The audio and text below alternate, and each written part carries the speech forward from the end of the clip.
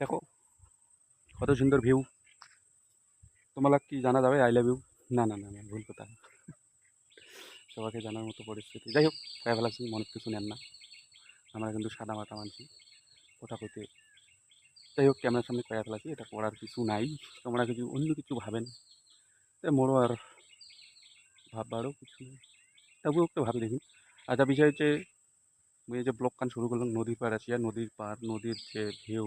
তো চৈত্র বৈশাখ মাস কিন্তু জল এতটাও থাকে না, খুব হালকা থাকে, এক হাঁটু জল থাকে। এক হাঁটু জলের মধ্যে ভিডিও মুই অনেকবার নদীর থেকে দিয়েছিলাম, কিন্তু এইভাবে ভিডিও মুই দেন নাই। এলা কিন্তু সেই আষাঢ় মাস চলে গেল, শ্রাবণ মাস পড়ছে, ভরা নদী যাক হয় আর কি। ভরা নদী, বর্তমান ভরা জৈবন, মানে ভরা জৈবন, বুঝছেন?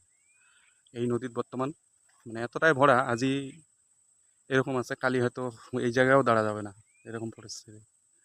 মানে আকাশ যেদিন প্রচুর বৃষ্টি হয় আরও জল বাড়ে, অনেক বড় হয়ে যায়, অনেক বড় হয়ে যায়। মানে যাই হোক, কয়েকদিন ধরে বৃষ্টি নাই দেখি জলটা একটু নিচে নামছে, তবুও কিন্তু পার হওয়া যায় না আর কি।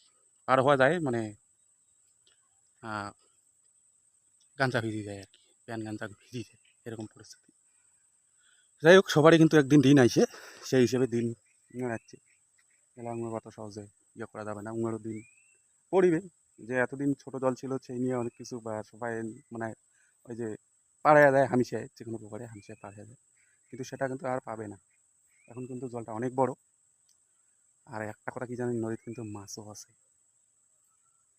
যায় মারে তাই খায়, আর যায় মারি না পায় তাই খালি গল্পই শুনে, গল্প শুনে, বুঝছেন? ও মারং মাছ মাঝে সাঝে, মাছ কাঁকড়া সব সময় পাইলে আর কি। মোরও কিন্তু সময় খুব কম, মাছের ব্লক, মাছ মারা ব্লক নদী, তো দিবার নেকবে অবশ্যই। সেই হিসেবে কিন্তু নদীতে খুবই ভালো লাগছে। আমার পাশে নদীর পাশে বাড়ি, আমার অনেকবার পছন্দ আগের থেকে খুব। নদীর পাশে বাড়ি, আমরা মাছ মারিয়া খাই।